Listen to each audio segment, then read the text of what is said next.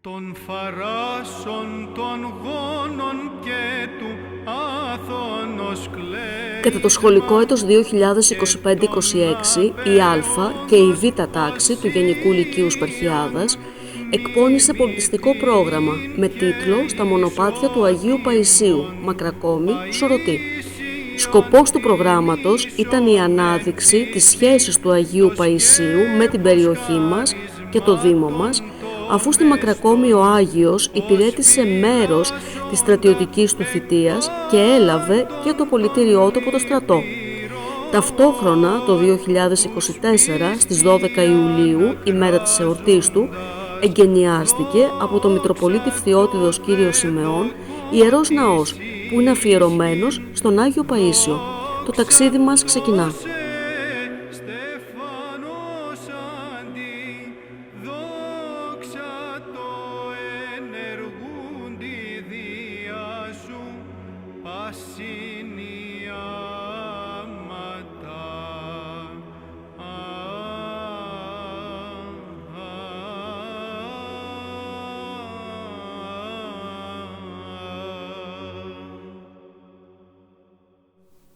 Στις 2 Μαρτίου 2026 μεταβήκαμε στο Επισκοπείο Σπαρχιάδας, όπου οι μαθητές που συμμετείχαν στο πρόγραμμα πήραν σχετική συνέντευξη από τον Μητροπολίτη Φθιώτιδος, κύριο Σιμεών.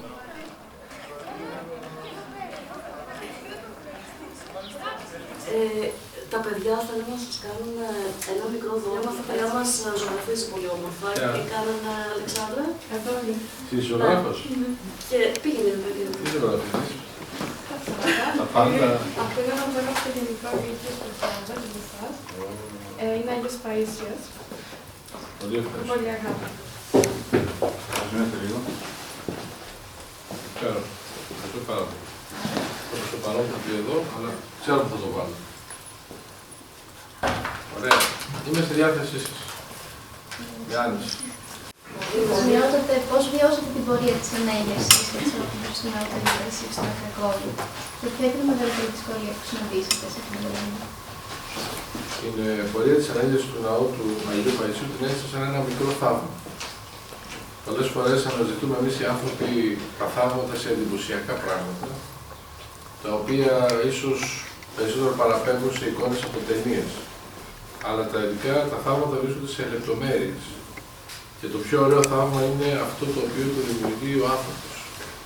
Με τη βοήθεια του Θεού φυσικά, αλλά με τη δική του συνέργεια. Είδατε, οι αρχαίοι Έλληνες έλεγαν συν Αθηνά και χείρα εκείνη.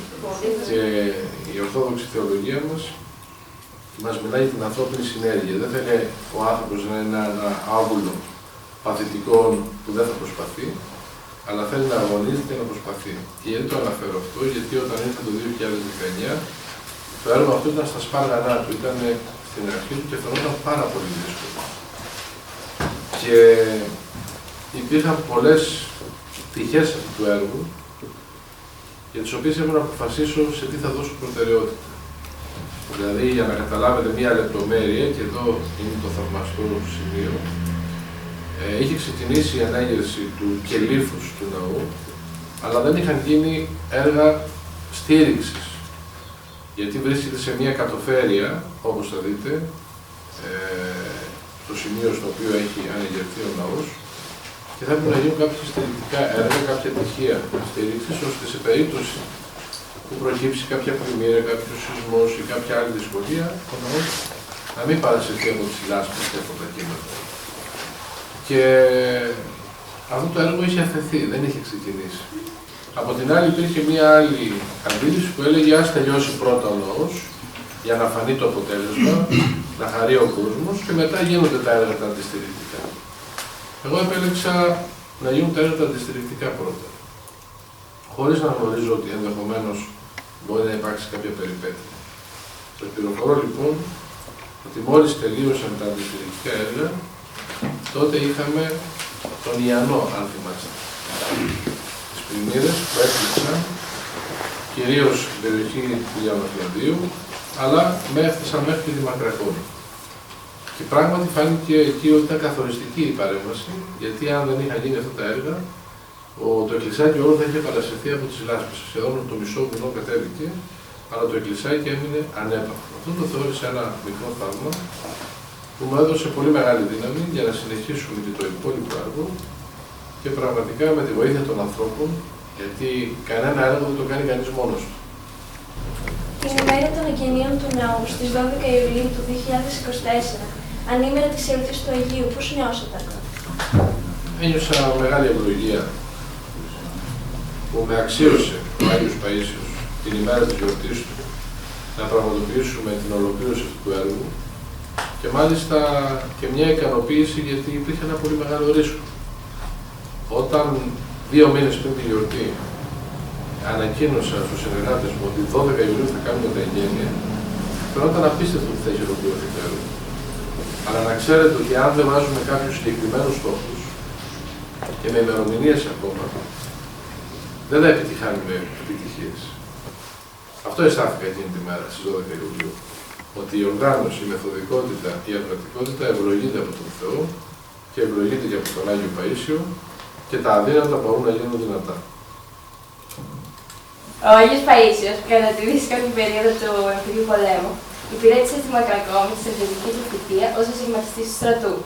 Πώς πιστεύετε ότι μπορεί αυτό το ιστορικό γεγονός, σε συνδυασμό με την παρουσία του ναού του εδώ, να επηρεάσει τη πνευματική ζωή της ευρύτερης περιοχής της δυτικής θεότητας και να λειτουργήσει ως σημείο αναφορά στα διαδίκτυα? Αγαπητοί μου κυρία δημοσιογράφη, αναφέρατε στην ερώτησή σας και χαρακτηρίσατε το γεγονός αυτό ιστορικό. Εδώ θα ξεκινήσω κάνοντας έναν αντίλογο, αλλά συγχρόνως κάνοντας και το συνήγορό σας. Διότι γιατί να είναι ιστορικό γεγονός η στρατιωτική θητεία ενός προσώπου? Όλοι οι ενήλικες άνδρες στην Ελλάδα πηγαίνουν στο στρατό και υπηρετούν. Αυτό που καθιστά ιστορικό το γεγονός είναι ότι ο Άγιος Παΐσιος τη θητεία του στρατιωτική την είδε μέσα σε μια άλλη προοπτική. Για να το καταλάβετε θα σας πω το εξής. Αναφέρατε την ειδικότητά του, ασυρματιστής. Οι ασυρματιστές είναι στο σώμα, στο όπλο των διαβιβάσεων. Στο στρατό έχουμε υλικού πολέμου που έχουμε στη Λαμία, έχουμε πεζικό, έχουμε τεθωρακισμένα, εφοδιασμό και μεταφορών, υγειονομικό, έτσι τεχνικό, πυροβολικό, αν τα θυμάμαι καλά. Έχουμε λοιπόν και το σώμα των διαβιβάσεων. Ευχαριστούσε τον Θεό ο Άγιος Παΐσιος, λαϊκός ήταν, σε μια πολύ δύσκολη περίοδο, που υπηρετούσε σε ένα σώμα όπου δεν υπήρχε κίνδυνος να σκοτώσει άνθρωπο. Γιατί η υπηρεσία του, η διακονία του ήταν απλώς να δουλεύει τους ασυρμάτους και να μεταφέρει σήματα μέσα από το στρατό. Δεν είχε επαφή με το όπλο, που ακόμα και από ατύχημα θα μπορούσε κατά λάθος να συμβεί κάτι, πολλό δε μάλλον σε μια περίοδο η οποία ήταν δύσκολη και ταραγμένη. Άρα λοιπόν, τι είναι αυτό που καθιστά ιστορικό ένα γεγονός? Ο τρόπος με τον οποίο κανείς το ζει και το προσεγγίζει. Έγινε κήρυκας ειρήνης μέσα σε μια ταραγμένη διχαστική περίοδο. Ο Άγιος Παΐσιος και παρακαλούσε τον Θεό και ο ίδιος να μην γίνει συνεργός, έστω και συνεργός σε φόνο, αλλά κυρίως να λήξει ο πόλεμος, να έρθει η ειρήνη, η καταλλαγή, η ενότητα. Και η παρουσία του εδώ ήταν μια προσευχή ενότητας και καταλλαγής.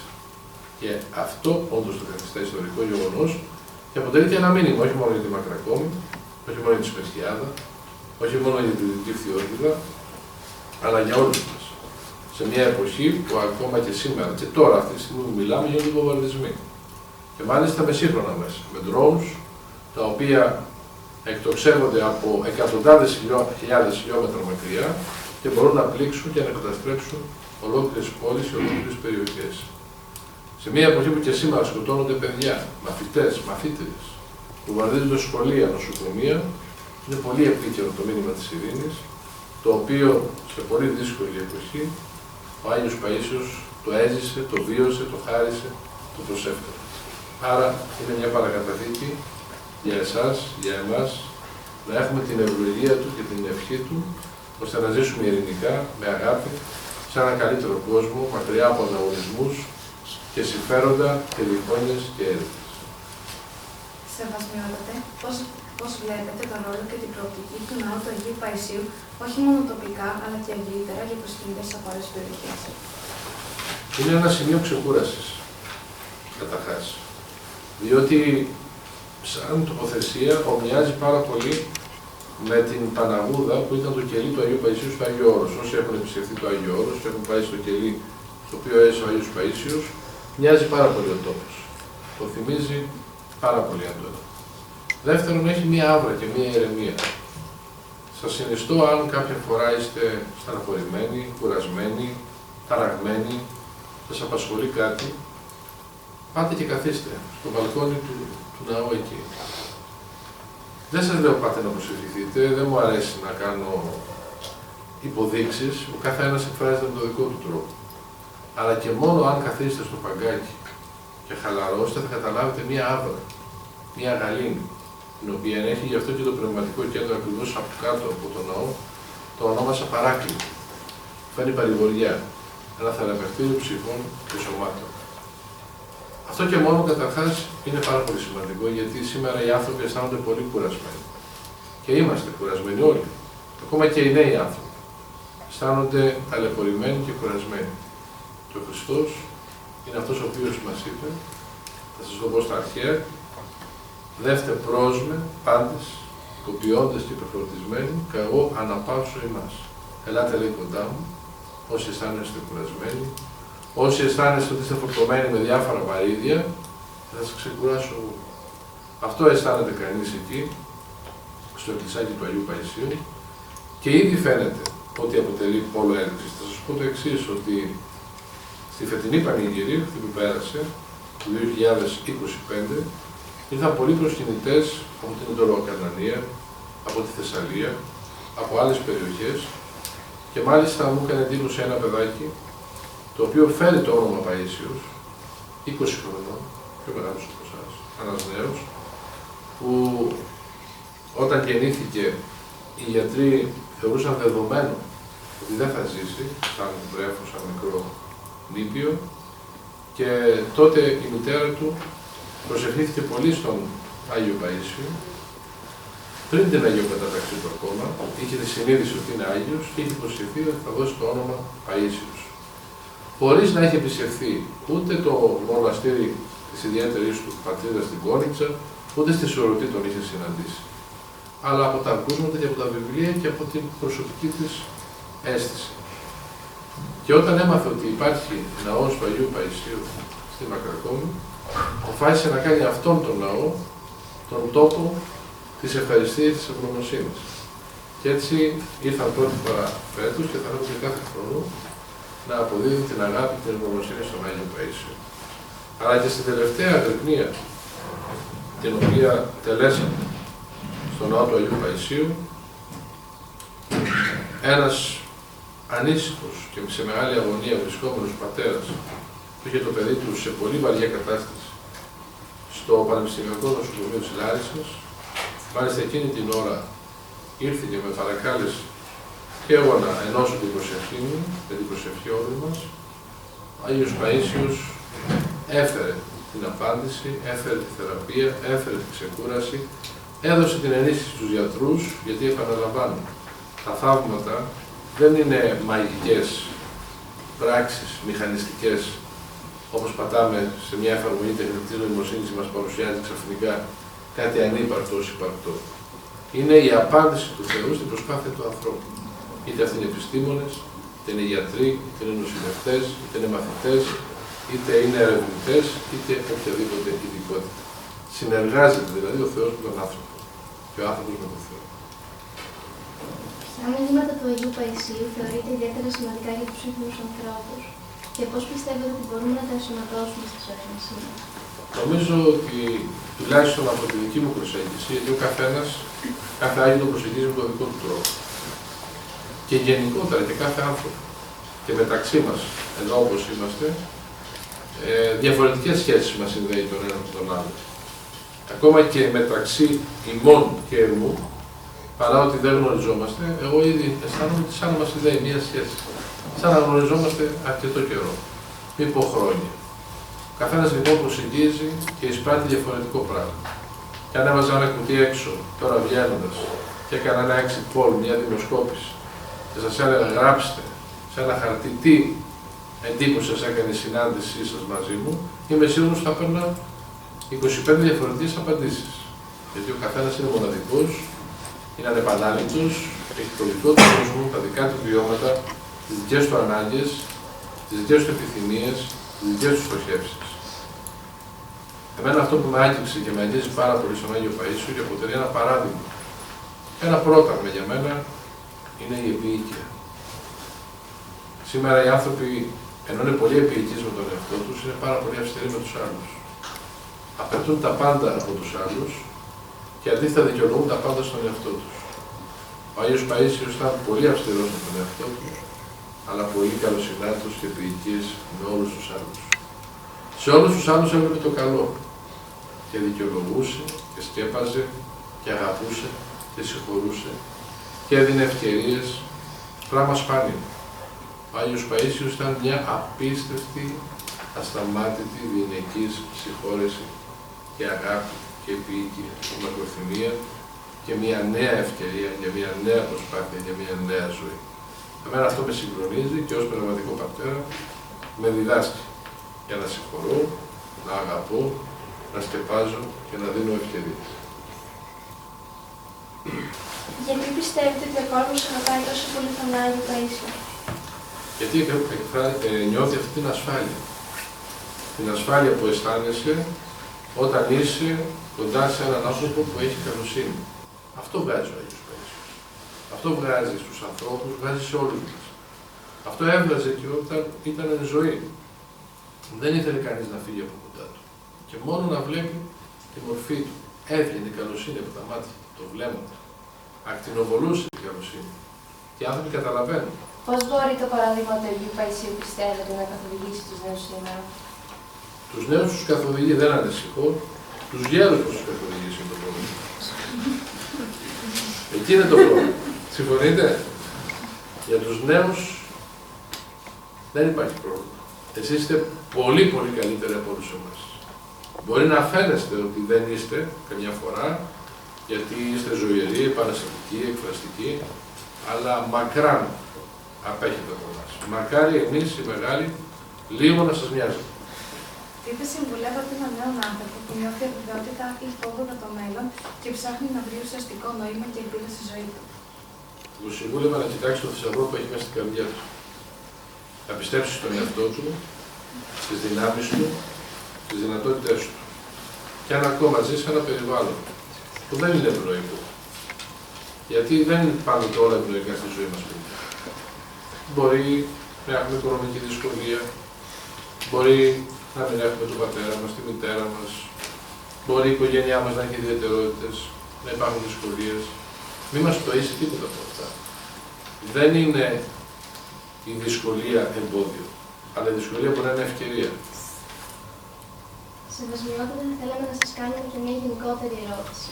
Με ποιον τρόπο πιστεύετε ότι μπορεί η Εκκλησία να προσεγγίσει τους νέους και αν θεωρείτε ότι εμείς, μέσα από τη δράση μας αυτή για τον Άγιο Παΐσιο, θα βάλουμε ένα λιθαράκι σε αυτή την προσέγγιση?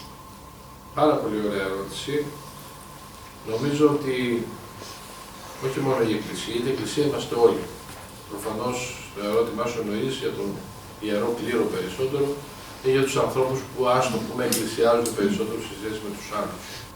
Αυτό όμως που χρειάζεται όλοι μας είναι να μάθουμε να ακούμε ο ένας τον άλλο. Και δυστυχώς οι μεγάλοι θεωρούν ότι τα ξέρουν όλα. Θεωρούμε ότι τα ξέρουν όλα. Και δεν σας ακούμε. Αυτό έχετε ανάγκη. Να μας μιλήσετε, να μιλήσετε στην κοινωνία και η κοινωνία να σας ακούσει. Να μιλήσετε στους δασκάλους σας και να σας ακούσει. Να μιλήσετε στην πολιτεία και να σας ακούσει.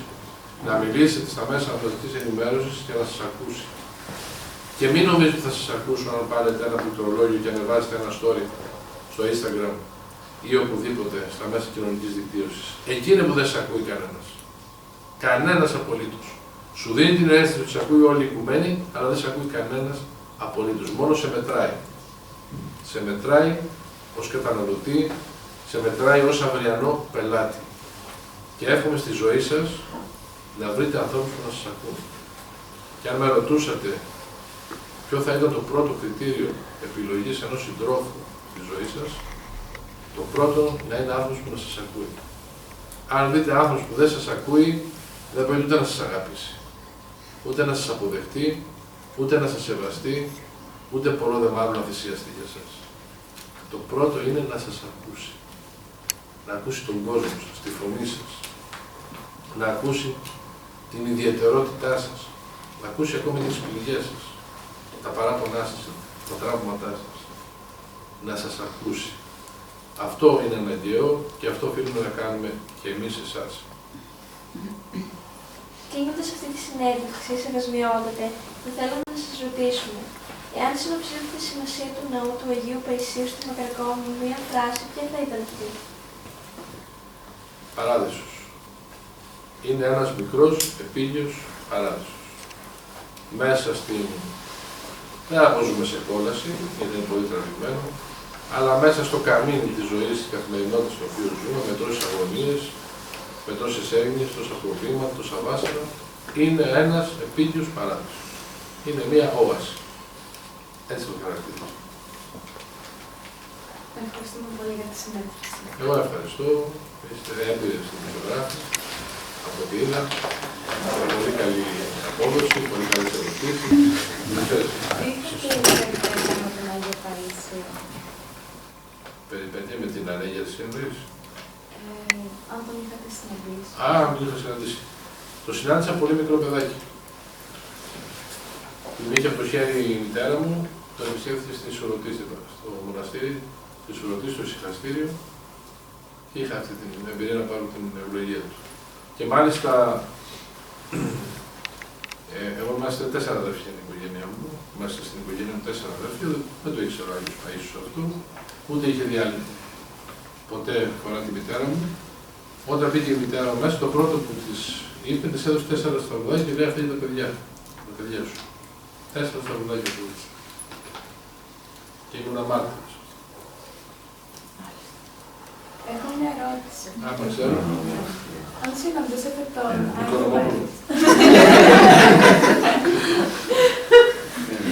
Άγιο Παΐσιο, ποια θα είναι μια ερώτηση που θα θέλετε να του κάνετε? Ερώτηση. Πάρα πολύ ερώτηση. Πολύ έξυπνη ερώτηση έκανες. Είμαι γνωστή γι' αυτό. Είδατε, γιατί συνήθως στους Αγίους κάνουμε αιτήματα. Και οικεσίες και σπάνια ερωτήσεις. Η ερώτηση που έκανα θα ήταν πώς κατάφερε να έχει τόση δύναμη ώστε να συγχωρεί όσους τον πήραν. Γιατί τον Άγιο Παΐσιο τον πήραν. Και τον πήραν. Ακόμα πάντοτε. Πρόσωπα τα Άγια δεν τα αποδέχονται. Πες μου τι είναι το σημείο.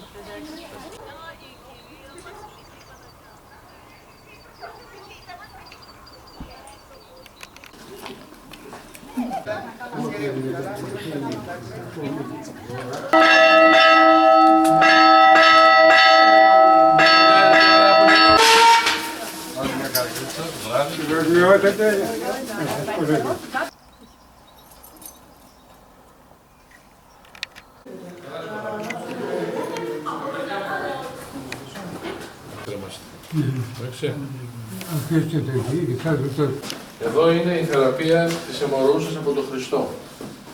Αν θυμάστε μια γυναίκα η οποία τα 18 χρόνια είχε αιμορραγία και δεν μπορούσε να θεραπευτεί, έπιασε το ράσο του Χριστού και θεραπεύτηκε μόνο από αυτό. Και μάλιστα έμπαινε ο Χριστός μέσα στην πόλη, πάρα πολλοί κόσμος έπεφτε πάνω στον Χριστό. Ο Χριστός δεν καταλάβανε τίποτα, δεν τον άγγιζαν όλοι αυτοί. Αλλά όταν τον άγγιξε αυτή η γυναίκα, είπε ο Χριστός, λέει, αισθάνθηκα μία δύναμη, εξελθούσα, να βγαίνει από μέσα μου μία δύναμη. Αυτή η γυναίκα είναι η Αγία Βερονίκη, έγινε Αγία της Εκκλησίας μας, η οποία ξέρετε πότε γιορτάζει. 12 Ιουλίου, την ίδια μέρα με τον Άγιο Παΐσιο. Γι' αυτό και αγιογραφήσαμε τη θεραπεία της αιμορροούσης εδώ, στην είσοδο του δραματικού κέντρου που έχουμε εδώ. Ελάτε.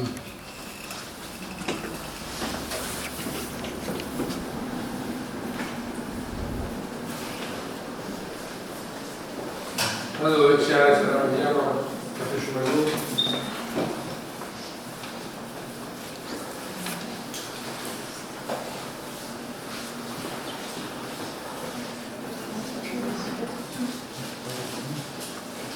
Όμορφο δεν είναι και εδώ.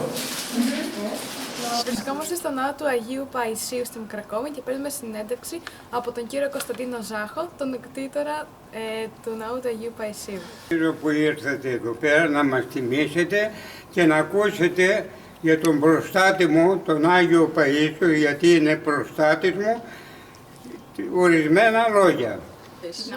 Κύριε Ζάχο, είστε κτήτορας του ναού του Αγίου Παϊσίου στη Μακρακόμη και μεγάλος δωρητής στην διαδικασία ανέργησής του. Θα θέλετε να μας πείτε τι σας ενέπνευσε και σας όθησε να συνδράμετε αποφασιστικά στην ανέργηση του ναού? Μάλιστα.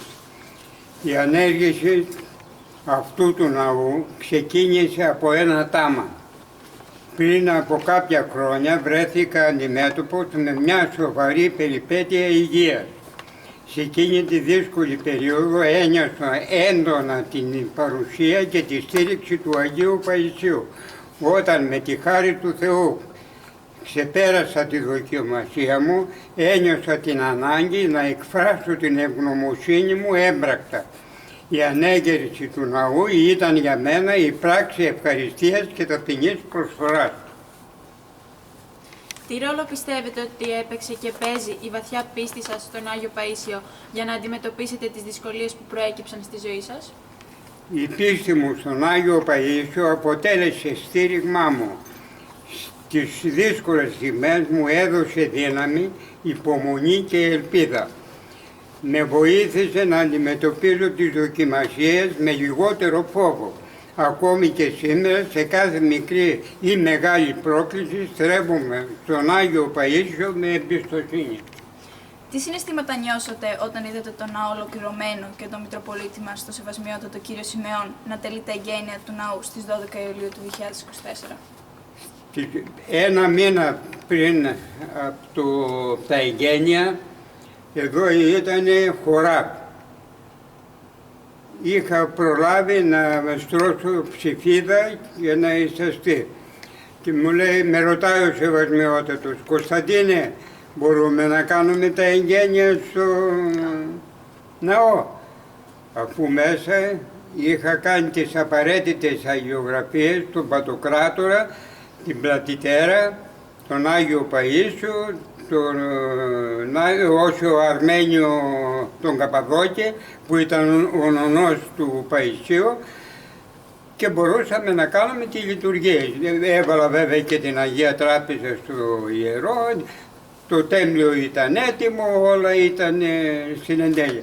Λέω, θα τα κάνουμε τα εγγένεια, Σεβασμιότατε. Λέει, δεν θα πει σε κανέναν. Εντάξει, δεν λέω σε κανέναν.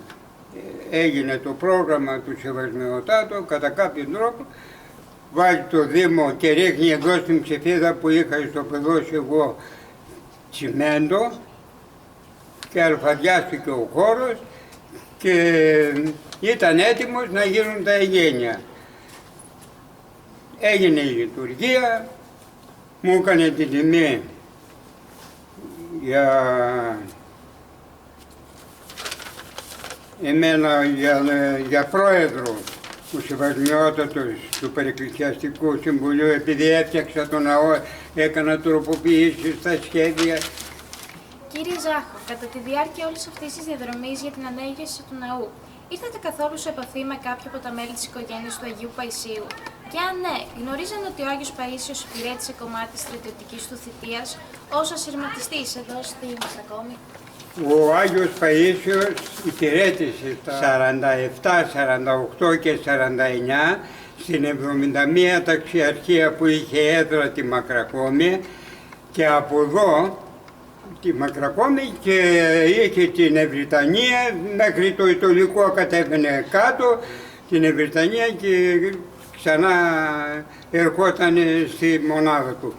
Πήρε το απολυτήριο στρατού στις 21 Μαρτίου του 1949 από τη Μακρακόμη, από το λόγο διαβιβάσεων ως ασυρματιστής, με έβγε και άρεσα από του Προέδρου το κτίριο που ήταν η έδρα των γραφείων του λόγου, και έφυγε για να πάει στην Κόνιτσα και από εκεί να μονάσει. Είπατε για τα μέλη. Για τα μέλη της οικογένειας, πριν ένα μήνα πήρα ένα τηλέφωνο από την Κόνιτσα. Ήταν η ανιψιά του Αγίου Παϊσίου, η κόρη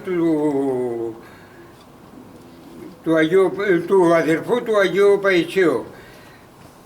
Αυτή έψαξε, βρήκε το τηλέφωνο του κτήτορα και με πήρε τηλέφωνο και μου λέει, γνωρίζετε αν αφού συστήθηκε ας πούμε, αν ο Άγιος Παΐσιος υπηρέτησε στη Μακρακόμη, και βέβαια το γνωρίζω, ήμουν 9 χρονών εγώ τότε και είχα κάποιες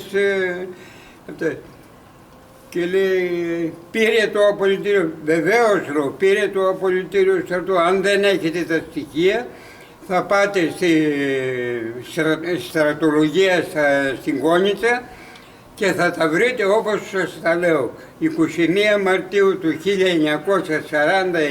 πήρε το απολυτήριο στρατού από εδώ από τη Μακρακόμη. Πώς βλέπετε την εξέλιξη στο μέλλον του ναού του Αγίου Παϊσίου εδώ στη Μακρακόμη και τι ρόλο πιστεύετε ότι θα παίξει στην περιοχή μας? Ο ναός του Αγίου Παϊσίου στη Μακρακόμη είναι ένας ζωντανός χώρος προσευχής στην περιοχή μας. Ελπίζω στο μέλλον να εξελιχθεί ακόμη περισσότερο και αν είναι θέλημα Θεού να γίνει και μοναστήρι. Θεωρώ θα ωφεληθεί η περιοχή καθώς θα προσελκύσει πολλούς πιστούς να δώσει νέα ζωή στον τόπο. Από όλη τη ζωή του Αγίου Παϊσίου και τις διδαχές του, ποια συμβουλή του ή στάση ζωής του αποτελεί για σας σημαντικό οδηγό στη δική σας ζωή και γιατί? Από τις πολλές διδαχές του Αγίου Παϊσίου, εκείνη που έχω σαν οδηγό είναι η εμπιστοσύνη στο θέλημα του Θεού με την ταπείνωση. Ο Άγιος δίδαξε ότι όσο δύσκολες κι αν είναι οι καταστάσεις, χρειάζεται πίστη, υπομονή και απόλυτη και απλότητα καρδιάς. Προσπαθώ όσο μπορώ να εφαρμόζω την καθημερινότητά μου, λιγότερη γκρίνια, λιγότερος εγωισμός, περισσότερη προσευχή και εμπιστοσύνη προς τον Θεό. Αυτό για μένα είναι το μεγαλύτερο μάθημα που πήρα από τον Άγιο. Κύριε Ζάχο, σας ευχαριστούμε πάρα πολύ για τη συνέντευξη που μας Εγώ δώσατε. το ίδιο για τις ερωτήσεις που μου κάνατε. Είμαστε στο Λύκειο Σπερχιάδας και θα μιλήσουμε με την κυρία Ζνεπίδου, ανιψιά του Αγίου Παϊσίου. Κυρία Ζνεπίδου, σας ευχαριστούμε πάρα πολύ για την παρουσία σας σήμερα εδώ. Είμαστε πολύ συγκινημένοι που καταφέραμε και δεχτήκατε να μιλήσετε με τους μαθητές του Λυκείου Σπερχιάδας σε σχέση με το πρόγραμμα που κάνουμε. Και σας καλημερίζουμε και σας υποδεχόμαστε πολύ θερμά στην ομάδα μας. Ο θείος σας ο Άγιος Παΐσιος υπηρέτησε μέρος της στρατιωτικής του θητείας στην περιοχή μας, στη γειτονική Μακρακόμη, από όπου μάλιστα πήρε και το απολυτήριό του από το στρατό. Με αφορμή αυτό το γεγονός, αλλά και την παρουσία του ναού του Αγίου Παϊσίου στην περιοχή μας, ο οποίος εγκαινιάστηκε το 2024, θα θέλαμε να σας υποβάλουμε κάποιες ερωτήσεις. Καλημέρα και από μένα. Πρώτα στα παιδιά όλα και σε εσάς τους εκπαιδευτικούς που κάνετε ένα τέτοιο πρόγραμμα. Και βέβαια ο Άγιος, όπως είπε η κοπέλα, πήρε το απολυτήριο του στρατού από τη Μακρακόμη. Και έγινε αυτό αφορμή να ξεκινήσουμε να πούμε δύο λόγια για τον Άγιο. Βρίσκομαι τώρα στο σπίτι του Αγίου, στο οποίο μεγάλωσε. Είναι η είσοδος εδώ.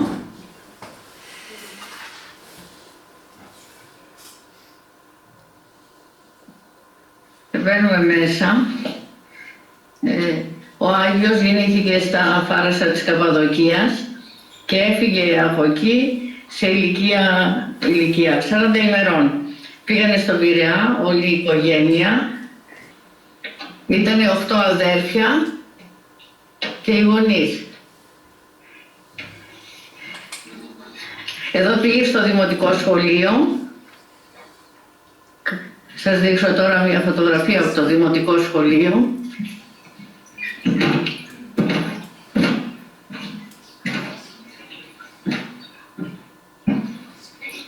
Το 1937. Πήγε στο δημοτικό σχολείο, κατόπιν δούλεψε μαραγκός. Και γι' αυτό εδώ στο σπίτι υπάρχουν κάποια ξυλόγλυφτα δικά του. Σε μεγάλη επιφάνεια ξυλόγλυφτα είναι το εικονοστάσι,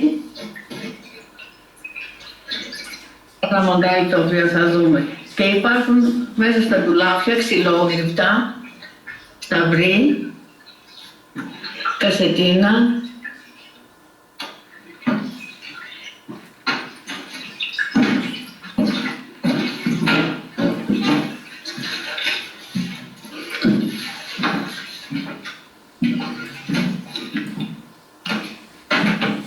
να δείτε εδώ ένα ξυλόγλυπτο, δεν ξέρω πόσο καλά μπορείτε να το δείτε, το οποίο δείχνει το Μωυσή που παίρνει τις 10 εντολές και σκάλισε όταν ήταν στο όρο Σινά. Κατόπιν δούλευσε εδώ μαραγκός, δείτε εδώ και ένα μαγκάλι. Εδώ στην Κόλπο και στα γύρω χωριά. Μετά πήγε στρατιώτης.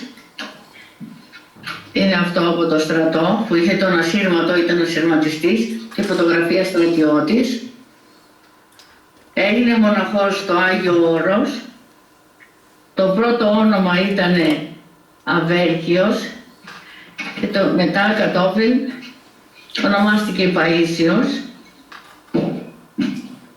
προς τιμή του Παϊσίου του Δευτέρου που ήταν Μητροπολίτη της Καπαδοκίας. Το βαπτιστικό του όνομα ήταν Αρσένιος, το οποίο το έδωσε ο Άγιος Αρσένιος. Ήταν στα φάρσα της Καπαδοκίας, ήταν ιερέας, δάσκαλος και γιατρός. Και όταν βάφτισε όλα τα παιδιά που θα φεύγανε κατά την μικρασιατική καταστροφή για να έρθουν στην Ελλάδα, με την ανταλλαγή των πληθυσμών, έδωσε το όνομα Αρσένιος να πείσω ένα καλόγερο στο πόδι μου. Ήδη από τότε πήρε την ευλογία. Από εδώ, σαν μοναχός γύρισε στην Ιερά Μονή στο Μείο. Θα σας δείξω και εκεί φωτογραφίες.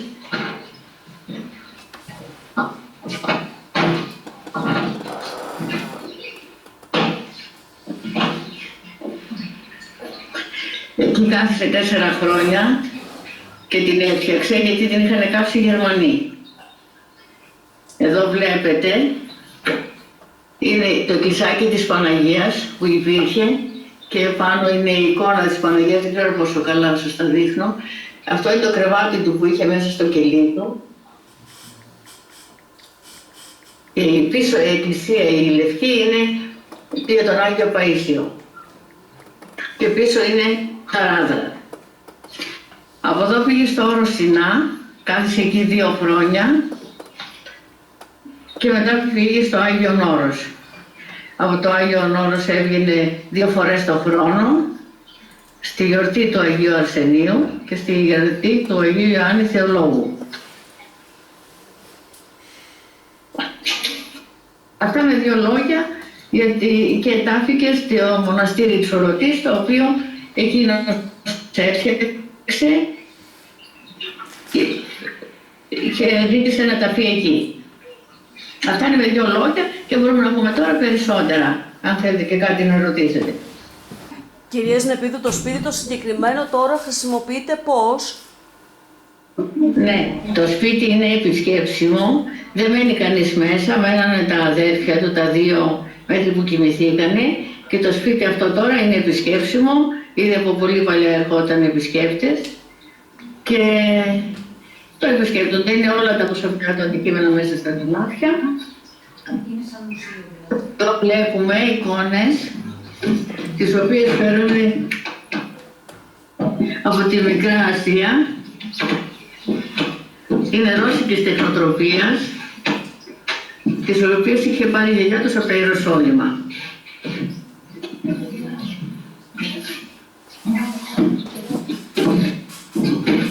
Εδώ είναι χειρόγραφο και βιβλία τα οποία διάβαζε ο ίδιος.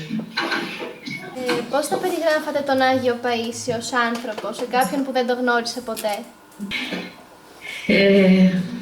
Ο Άγιος ήταν ένα ξεχωριστό παιδί από μικρός. Είπαμε νωρίτερα ότι τον βάφτισε ο Άγιος Αρσένιος και ήδη του έδωσε την ευλογία. Είπε να αφήσει ένα παιδί στα πόδια του, δηλαδή ήδη του έδωσε ευλογία για να γίνει και μοναχός. Από μικρός νήστευε και απέφευγε και να τρώει κρέας. Δεν ήθελε να τρώει κρέας και πάντα έβρισκε μια δικαιολογία να φεύγει από το σπίτι όταν μαγειρεύανε. Διάβαζε βίους Αγίων, δηλαδή όταν έμαθε και πήγε στο σχολείο και έμαθε να διαβάζει, τότε αγόραζε βιβλιαράκια μικρά με τους βίους των Αγίων, θα σας τα δείξω μετά, τα οποία διάβαζε και δεν τα διάβαζε μόνο για τον εαυτό του, συγκέντρωνε και κάποια άλλα παιδιά, όσα λέγαμε ότι τους κάνει κατηχητικό, κάθε φορά διάβαζε και ένα βίο από τους Αγίους.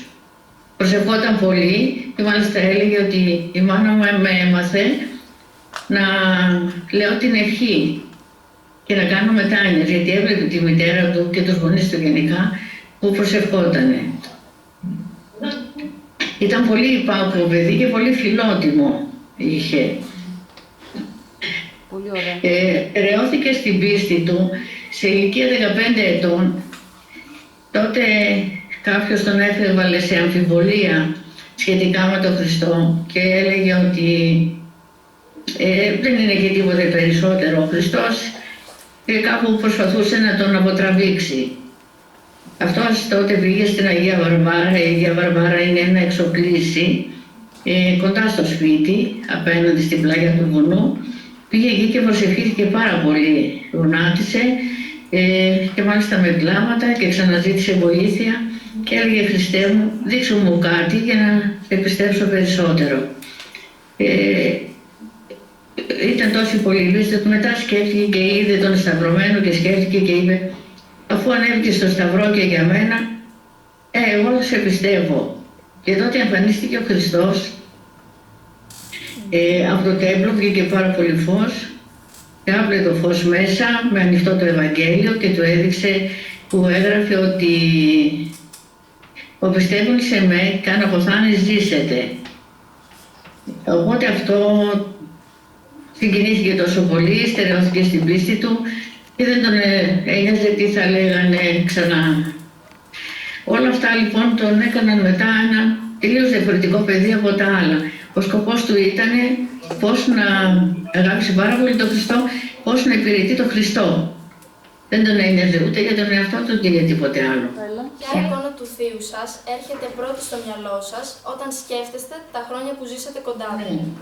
Τώρα, στο σπίτι που σας έδειξα, μεγάλωσα και εγώ σε αυτό το σπίτι, μέχρι να γίνει το δικό μας. Ο πατέρας μου, ο οποίος ήταν αδερφός του, ήταν πιο μεγάλος αδερφός και παντρεύτηκε και μείναμε στο ένα σπίτι. Εκείνος ήταν τότε μοναχός στην Ιερά Μοναστομίου. Όταν ερχόταν εδώ λοιπόν, μας έβαζε να προσευχηθούμε, μας συγκέντρωνε όλα τα παιδιά. Ήταν πάντοτε με σκυφτό κεφάλι και θα δείτε ότι και οι φωτογραφίες τις οποίες υπάρχουν συνήθως είναι λίγο γυρτό το κεφάλι του και σκυφτό. Ποτέ δεν έλεγε για τον εαυτό του κάτι. Μας μίλαγε πάρα πολύ για τον Άγιο Αρσένιο. Και όλοι οι γονείς του και τα αδέρφια του πάντοτε για τον Άγιο Αρσένιο βεβαίως μιλάγανε.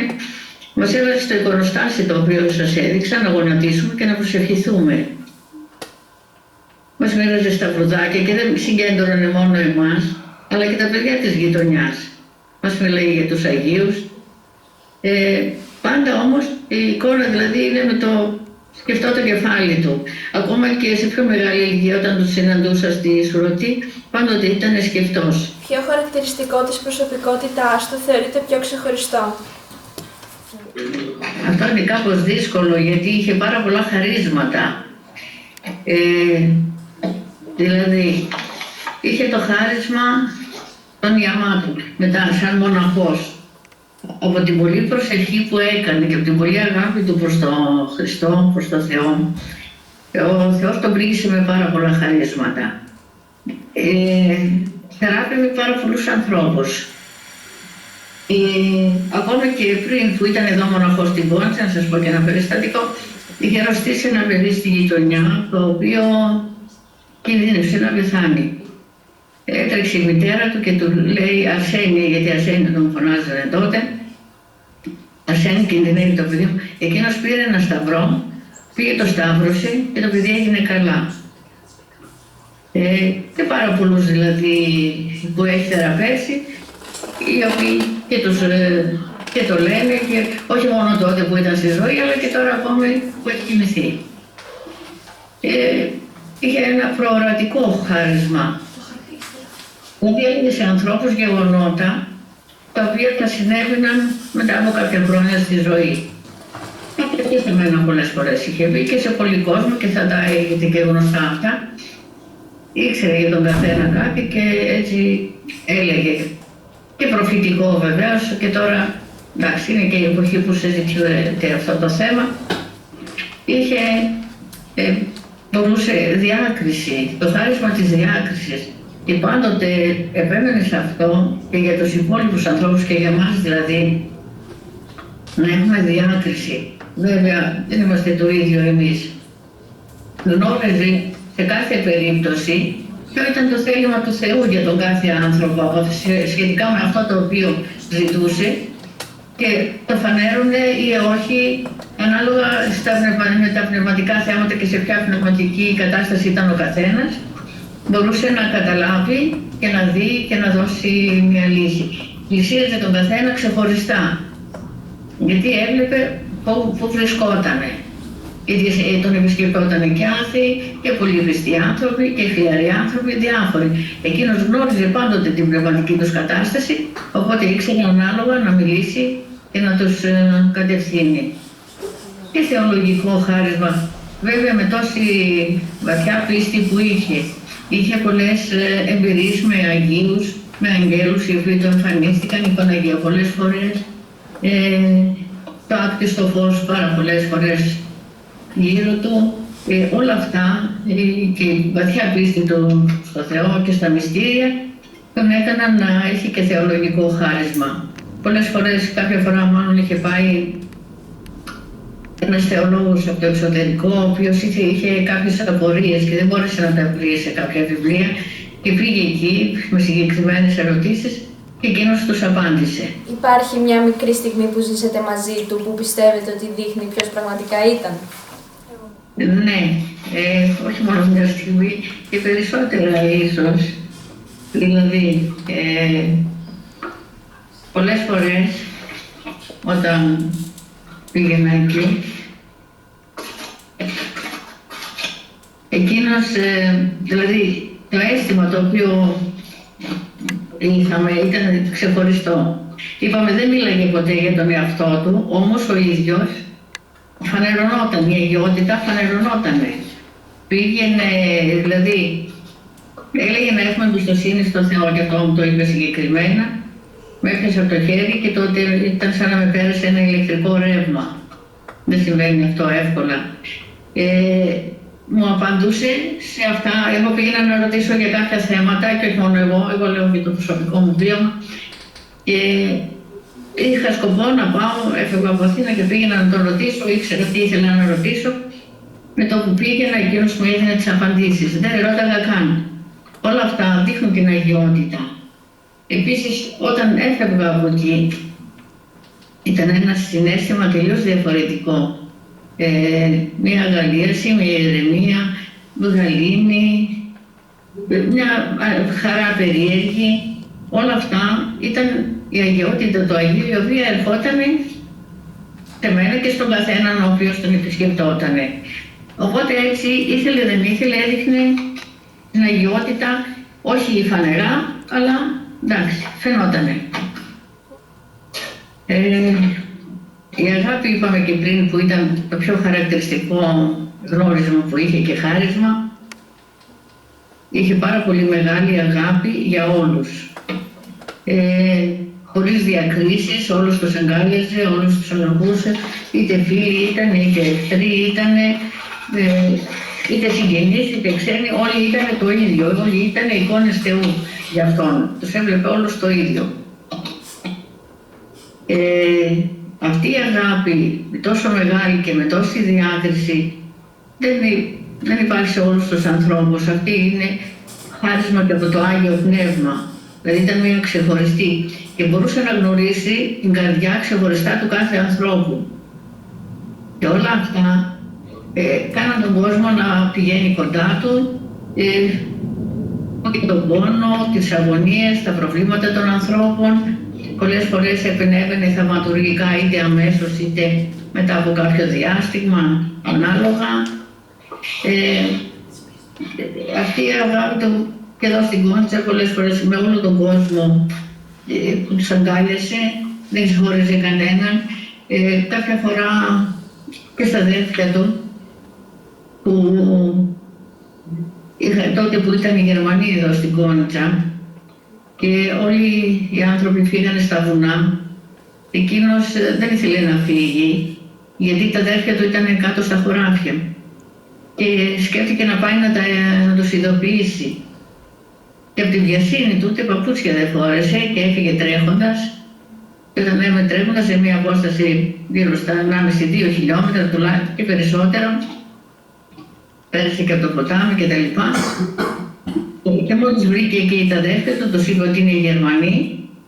Για να σώσει, δηλαδή, έκανε τη θυσία αυτή, ήταν θυσιαστική η αγάπη του. Έκανε αυτή τη θυσία για να σώσει τα αδέρφια του, δεν τον ένοιαζε για τον εαυτό του. Και όταν οι Γερμανοί περάσαν, απλώς φαινόταν ότι όλοι δουλεύαν στα χωράφια και δεν τους έκανε τίποτε. Έτσι μάζευε πολύ πόνο από τους ανθρώπους. Όταν δούλευε και ήταν ξυλουργός, εδώ πάλι στην Κόντσα, μαζί με αυτόν ήταν και κάποιος άλλος υπάλληλος, ο οποίος πότε βαριόταν, πότε δεν ήθελε να κάνει κτλ. Και ήταν και οικογενειάρχης. Και εκείνος, για να μην τον τιμωρήσει το αφεντικό, καθόταν και έκανε και τη δουλειά του συναδέλφου του, θα λέγαμε. Και αυτά όλα τα έγινε πάλι από αγάπη. Όπως επίσης και στο στρατό. Όταν ήταν στο στρατό, πολλές φορές που βάζανε αγκαρίες, εκείνος ζήταγε από στρατιώτες να κάνει αυτό στην αγκαρία αυτή, γιατί ο άλλος έλεγε έχει οικογένεια. Και καθόταν εκείνος να κάνει την αγκαρία. Και δεν τον ένοιαζε αν θα ζούσε ή όχι, έσωσε κάποιους ανθρώπους στο στρατό, έτρεξε να τους βοηθήσει, ενώ ρίχνανε σφαίρες κτλ. Και επίσης είχε πολύ ανεπτυγμένη την αλληλεγγύη. Και αυτό πάλι δείχνει την αγάπη που είχε για τον άνθρωπο. Όταν ήταν εδώ στην Κόντσα, στην Ιερά Μονιστομίου, είχε κάνει κάτι σαν φιλόπτωχο. Είχε κουμπαράδες σε κάποια σημεία της Κόντσας, 7 κουμπαράδες. Είχε και μία επιτροπή με την άδεια της αστυνομίας να συγκεντρώνονται χρήματα και να τα δίνουν σε κάποιους που είχαν ανάγκες. Θα σας το δείξω μετά και τους κουμπαράδες. Για να κάνει αλληλεγγύη. Ο ίδιος έκανε πολλές φορές πράγματα στο σπίτι και τα πήγαινε, ήξερε ποιες οικογένειες είχαν ανάγκη και τα άφηνε έξω από την πόρτα. Και μάλλον τα πήγαινε νύχτα για να μην τον δουν. Όλα αυτά δείχνουν την αγάπη που είχε, τη μεγάλη αγάπη που είχε για τον συνάνθρωπο. Γιατί όπως είπαμε όλους τους έβλεπε σαν εικόνες του Θεού. Αυτά είναι πάρα πολλά για την αγάπη, αλλά αυτά με 2 λόγια. Και να πρωτοπεί κανείς δηλαδή από το πώς τον πλησίαζε, τον καθένα, που του έγινε τα προβλήματα, πώς τον αγκάλιαζε, πώς τον νοθετούσε, όλα. Πώς βιώσατε και πώς αισθανθήκατε με την αγιοκατάταξη του θείου σας, Αγίου Παϊσίου? Και να σας πω, τότε το περιμέναμε βέβαια αυτό. Είχαμε πολύ καιρό που ξέραμε ότι θα γίνει η αγιοκατάταξη. Απλά περιμένανε να πεθάνουν τα αδέρφια του όλα για να γίνει. Και παρόλο που το περιμέναμε έτσι, πολύ περίεργα συναισθήματα, χαράς, συγκίνησης, δεν μπορώ να το περιγράψω. Και όπως επέτρεψε ο Θεός να το βιώσουμε, δηλαδή να νιώσουμε αυτή τη μεγάλη τιμή που του έκανε ο Θεός και έγινε Άγιος. Ένας συγγενής. Βέβαια εδώ στην Κόνιτσα, όταν έγινε γνωστό ότι έγινε η αγιοκατάταξη επίσημα, χτύπησαν τις καμπάνες σε όλες τις εκκλησίες, σε όλα τα ξυλοπλήσια και μάλιστα εκείνη την ημέρα είχαν μια συγκέντρωση των ανδρών που γινόταν κατηχητικό κτλ. Και ήρθαν όλοι προς το σπίτι, πήραν κεράκια από εκεί γιατί ήταν στην εκκλησία, στέλνανε στον δρόμο, ήταν και απόγευμα και ήρθανε στο σπίτι και διαβάσανε έτσι με προσευχή, διαβάσανε, ψάλανε όλοι μαζί με πολύ συγκίνηση. Όλος ο κόσμος είχε συγκινηθεί. Όσο και να το γνωρίζει κανείς και να το περιμένει, άλλο όταν γίνεται πλέον επίσημο. Όλοι γονάτισαν, κρατούσαν την εικόνα, μια εικόνα που σας έδειξα έξω, θα σας την ξαναδείξω, τη σηκώσανε ψηλά και όλοι γονατιστοί με τα κεράκια ψέλνανε. Και εμείς λέμε έτσι ότι όσο επιτρέπει ο Θεός μπορούμε να αισθανθούμε ότι έχουμε συγκινεί έναν Άγιο. Πώς βίωσε η οικογένειά σας τον ξορισμό από τα Φάρασα? Ναι. Ενώ γνωρίζανε ότι θα φύγουν, γιατί ο παππούς, ο πατέρας του, ήταν πρόεδρος εκεί στο χωριό, το ξέρανε ότι θα φύγουν, αλλά καθόταν μέχρι την τελευταία στιγμή, μήπως και κάτι γινόταν και δεν φεύγανε. Και ο Άγιος Αρσένιος τους το είχε πει ότι θα φύγουνε. Φεύγοντας πήγανε στον Πειραιά. Μπήκαν σε καράβι, στο καράβι εκεί. Βέβαια τους βάζουν ο ένας πάνω στον άλλο, μην φανταστείτε. Ακούσανε τους ναυτικούς που βρίζανε και με πολλή απογοήτευση είπανε ότι σε ποια Ελλάδα πάμε. Αυτοί βρίζουν τον Θεό. Εκείνοι ήταν πάρα πολύ ευλαβείς. Ο Άγιος Αρσένιος, τότε δεν ήταν και Άγιος, τους είπε ότι μην τους ακούτε, εσείς κάντε προσευχή. Τους έβαζε να κάνουν προσευχή. Και ένα περιστατικό που έγινε με τον Άγιο όταν ήταν μωρό, γιατί είπαμε έφυγε 40 ημερών από τα Φάρασα. Και όπως περπατούσαν αυτοί οι ναυτικοί, κάποιος τον πάτησε. Κάποια στιγμή η μητέρα του θεώρησε ότι πέθανε. Αλλά όποιος πέθανε τον πετούσαν από το καράβι. Και για να μην τον πετάξουνε, εκείνη τον τύλιξε στην ποδιά από κάτω, ήταν και μωρό. Και τον τύλιξε, είπε τουλάχιστον όταν φτάσουμε να το πηδέψουμε το παιδί. Βέβαια ο Άγιος Αρσένιος, όσοι πεθαίνανε, τους διάβαζε. Το έβαλε λοιπόν κάτω από την ποδιά και μετά από λίγο χρονικό διάστημα, μετά από λίγες ώρες, το παιδί έκλαιγε. Οπότε ξέρανε, χαρήκανε όλοι γιατί ζούσε το μωρό. Όταν φτάσανε στον Πειραιά, μην νομίζετε ότι τους καλοδεχτήκανε. Γιατί θεώρησαν οι Έλληνες ότι θα τους πάρουν τις περιουσίες, θα τους πάρουν τις δουλειές, τα σπίτια, δεν ξέρω τι άλλο θα μπορούσαν να σκεφτούν και τους αντιμετώπιζαν άσχημα, θα έλεγα, δεν τους ήθελαν καν. Καθίσαν στον Πειραιά λίγο χρονικό διάστημα και από εκεί μετά πήγανε στην Κέρκυρα. Ο Άγιος Αρσένιος πριν φύγουν τους είχε πει ότι σε 40 μέρες εγώ θα φύγω από αυτή τη ζωή και θα φύγω σε ένα νησί. Εκεί λοιπόν, αφού εγκαταστάθηκαν στις 40 μέρες, κοιμήθηκε ο Άγιος Αρσένιος, υπάρχει ακόμα ο τάφος του στην Κέρκυρα. Και από την Κέρκυρα μετά καθίσαν λίγο στην Ιγουμενίτσα και κατόπιν ήρθαν στην Κόντσα. Στην Κόντσα ήρθαν γιατί υπήρχαν και άλλοι μικρασιάτες εδώ από κοντινά χωριά και τους άρεσε ο τόπος γιατί κάπως έμοιαζε με το χωριό τους στα Φάρασα. Δηλαδή υπάρχει ποτάμι, υπάρχουν τα βουνά, αν κάποια στιγμή το επισκεφτείτε, και είναι σε πλαγιά χτισμένη η Κόντσα. Οπότε εγκαταστάθηκαν εδώ. Όταν εγκαταστάθηκαν, ο παππούς, επειδή ήταν πρόεδρος εκεί στο χωριό, είχε την ευθύνη και για όλους. Τους δώσαν κάποια σπίτια Τούρκων, γιατί τα σπίτια των Τούρκων τα πήραν εδώ Έλληνες και οι Τούρκοι που πήγαν στη Μικρασία πήραν των Ελλήνων.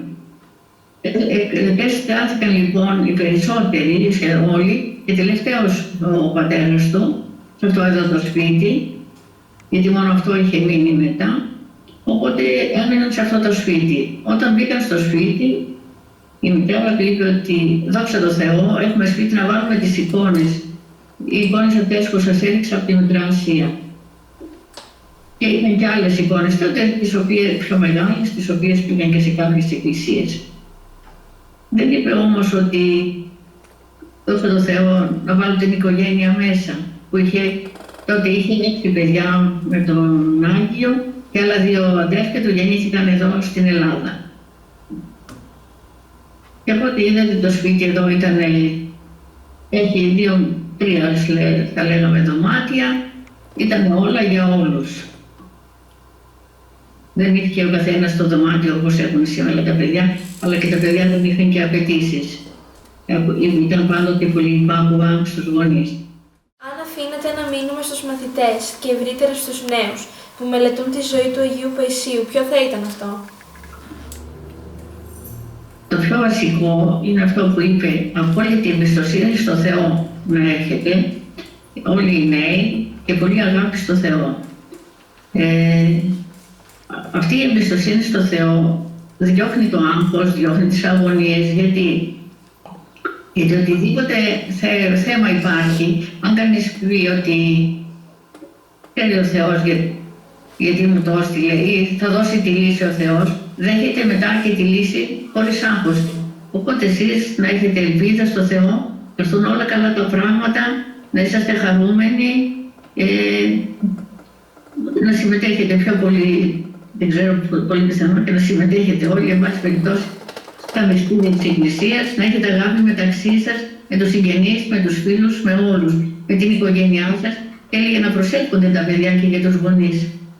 Και αυτό είναι πολύ σημαντικό, γιατί τα παιδιά τα ακούει, έλεγε καλύτερα ο Θεός. Ευχαριστούμε πολύ. Να σας πω τώρα τις εικόνες, τις καρτούλες αυτές, αν θέλετε. Βεβαίως. Εκεί είναι στον αδελφό του το Λουκά, σας εύχομαι πάντα πασχαλιάτικη χαρά και σας χαιρετώ πασχαλιάτικα. Με αγάπη, μοναχός Παΐσιος. Και εδώ είναι τα βιβλιαράκια με τους βίους των Αγίων, τα οποία διάβαζε.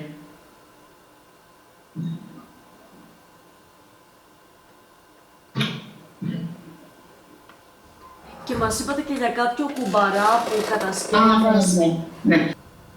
Αυτοί είναι οι κουμπαράδες. Τους βλέπετε, δεν ξέρω. Ναι. Εκεί. Ναι, είναι οι κουμπαράδες, οι οποίοι υπήρχαν σε κάποια σημεία και συγκεντρωνόταν εκεί τα χρήματα. Και η Επιτροπή μετά τα μοίραζε.